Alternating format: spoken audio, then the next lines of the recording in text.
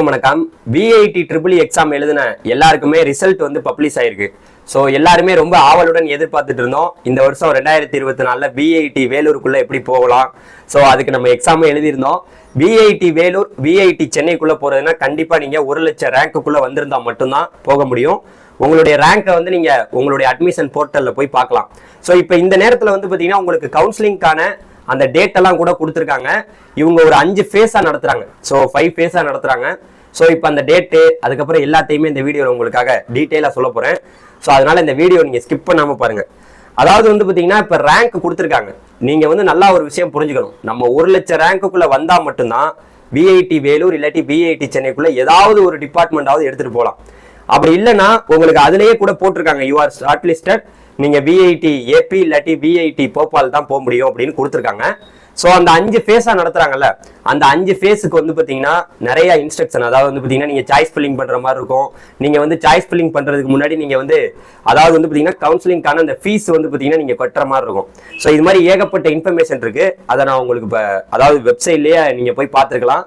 தயவு செய்து யார் யாரெல்லாம் ரேங்கை பார்க்கலையோ போய் பாருங்க. ரேங்கை பார்த்தா தான் உங்களுக்கு ஒரு மகிழ்ச்சி வரும். சில பேருக்கு என்னடா அது நம்ம ரொம்ப பின்னாடி ரேங்க் போயிட்டோம் அப்படின்னு ஒரு பயத்துலயும் இருப்பீங்க. 1 லட்சம் ரேங்க்குள்ள வந்தா நீங்க சேஃப் அப்படிங்கிறத புரிஞ்சுங்க.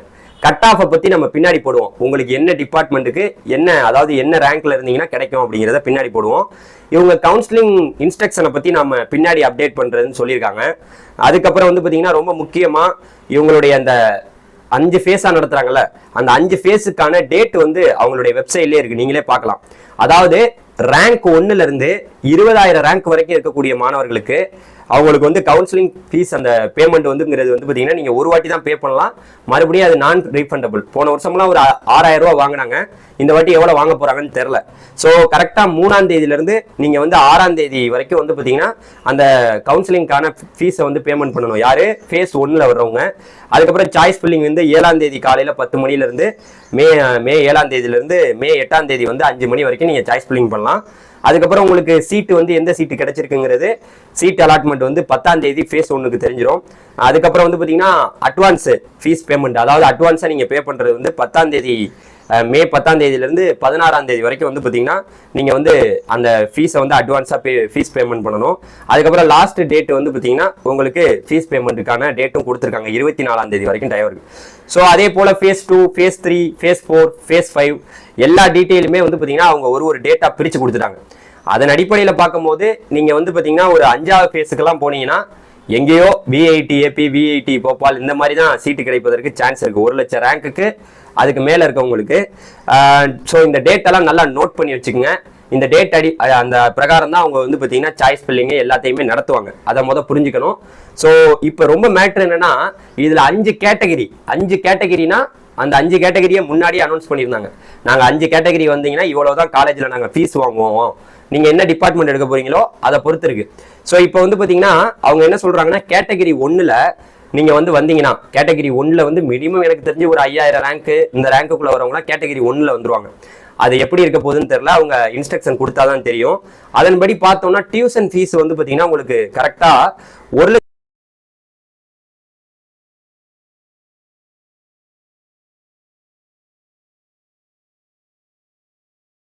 ஃபீஸ் வந்து பாத்தீங்கன்னா 1,76,000 ரூபாய் ஆகுங்கிறாங்க. அதே போல கேட்டகரி 2க்கு வந்து 2,32,200 ரூபாய் ஆகும் இருக்காங்க.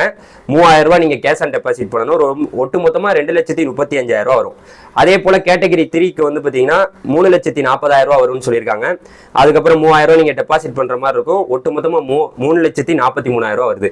ஸோ அதே போல கேட்டகரி 4க்கு வந்து 3,65,000 ரூபாய் ஃபீஸ் போட்டிருக்காங்க. 3,000 ரூபாய் கேஷ் ஆன் டெபாசிட் பண்ணணும். அப்புறம் வந்து பாத்தீங்கன்னா ஒட்டு மொத்தமா 3,68,000 ரூபாய் ஃபீஸ் வருது. ஸோ அதே போல வந்து பாத்தீங்கன்னா கேட்டகரி 5க்கு வந்து பாத்தீங்கன்னா 3,95,000 ரூபாய் ஃபீஸ் வருது. அதோட உங்களுக்கு கேஷ் ஆன் டெபாசிட்டா ஒரு 3,000 ரூபாய் நீங்க பே பண்ணணும். மொத்தமா வந்து பாத்தீங்கன்னா 3,98,000 ரூபாய் வருது. ஸோ இதுதாங்க. ஸோ அதனால உங்களுடைய ரேங்க்குக்கு நல்லா புரிஞ்சுக்கணும். 1 லட்சம் ரேங்க்குள்ள வந்தா நீங்க விஐடி வேலூர் விஐடி சென்னையை ட்ரை பண்ணலாம். அப்படி இல்லைங்கிற பட்சத்துல நீங்க கஷ்டம் தான், ரொம்ப கஷ்டம். மற்ற கேம்பஸ் என்னையை பொறுத்த வரைக்கும் பெருசா ஒன்றும் நல்லா இல்லை. ஸோ அதனால விஐடி வேலூர் சென்னை கிடைச்சா எடுங்க. எந்த டிபார்ட்மெண்டா இருந்தாலும் எடுங்க. நம்மலாம் வந்து விஐடிக்குள்ள போய் படிக்கிறதுங்கிறதே மிகப்பெரிய ஒரு கனவு. அந்த கனவு உங்களுக்கு நிறைவேறி இருக்குன்னா கண்டிப்பா 1 லட்சம் ரேங்க்குள்ள வந்திருக்கீங்கன்னா, சார் நான் சிஎஸ்சி தான் சார் எடுப்பேன், சார் நான் ஐடி தான் சார் படிக்க போறேன், சார் நான் வந்து பாத்தீங்கன்னா இசிஇ தான் சார் படிக்க போறேன் அப்படின்னா, நீங்க ரொம்ப தடுமாற்றத்துல நீங்க விஐடி வேலூருக்குள்ளலாம் போறதுன்னா ஒரு 5000 ரேங்க், அந்த ரேங்க்குள்ள இருந்தா மட்டும்தான் சிஎஸ்சி ஐடி இதெல்லாம் வந்து கிடைப்பதற்கான சான்ஸ் இருக்கு. அப்ப நீங்க கொஞ்சம் மாறுபட்டு வேற நம்ம வந்து மெக்கானிக்கல் சூஸ் பண்ணுவோம், நம்ம ட்ரிபிள் சூஸ் பண்ணுவோம், மற்ற டிபார்ட்மெண்ட்டை சூஸ் பண்ணுவோம்னு நீங்க ஒரு ஆர்வத்தோட இருங்க. உங்களுடைய ரேங்க்குக்கு கரெக்டா எந்த பிஐடி வேலூர் பிஐடி சென்னையில எந்த டிபார்ட்மெண்ட் கிடைக்கும் அப்படிங்கிற கட் ஆஃப் விவரங்கள்லாம் பின்னாடி என்னுடைய சேனல்ல நான் அப்டேட் பண்றேன். ரொம்ப முக்கியமா யாரும் கவலைப்பட வேணாம். ஐயோ 1 லட்சம் ரேங்க்குள்ள வருவோம்னு நினைச்சாங்க, ஆனா 1 லட்சம் ரேங்க்குள்ள வரலங்க. இப்ப என்னங்க பண்றது அப்படின்னு கேட்டீங்கன்னா, உங்களுக்கு எம்டெக் இன்டகிரேட்டர் கோர்ஸ் கூட இங்க விஐடில இருக்கு. ஸோ ரொம்ப முக்கியமா அதுல வந்து பாத்தீங்கன்னா நீங்க உங்களுடைய 12th மார்க் பிசிக்ஸ் கெமிஸ்ட்ரி மேக்ஸ்ல நீங்க 95% வந்து கூட இருந்தா மட்டும்தான் கண்டிப்பா அதை நீங்க ட்ரை பண்ணலாம். ஸோ இதை ட்ரை பண்றதுக்கு யாராவது ஆர்வமா இருந்தீங்கன்னா அதை நீங்க வந்து மெரிட்லயே உங்களுக்கு சீட்டு கொடுக்குறாங்க, எம்டெக் இன்டகிரேட்டட். ஸோ அதனால யாருமே ஒரி பண்ண தேவையில்ல, பயப்படாதீங்க. அழகா சாய்ஸ் பண்ணி நீங்க பண்ணதான் போறீங்க. நம்ம சேனல் உங்களுக்கு ஹெல்ப்ஃபுல்லா இருக்கும். டேட் எல்லாம் அவங்க அனௌன்ஸ் பண்ணியிருக்காங்க, போய் வெப்சைட்டை பார்க்காதவங்க பாருங்க. ரேங்க் நிறைய பேருக்கு வந்து பாத்தீங்கன்னா நல்லபடியா வந்திருக்கு. நிறைய பேர் நல்லபடியா எக்ஸாமும் எழுதி முடிச்சவங்க எல்லாருக்குமே நல்ல ரேங்கா வந்திருக்குங்கிறத சொல்லிட்டு இந்த வீடியோ முடிச்சுக்கிறேன். Thank you very much. அடுத்த வீடியோ சந்திக்கலாம். பாய் பாய் டிடிஜிஎஸ். பாய்.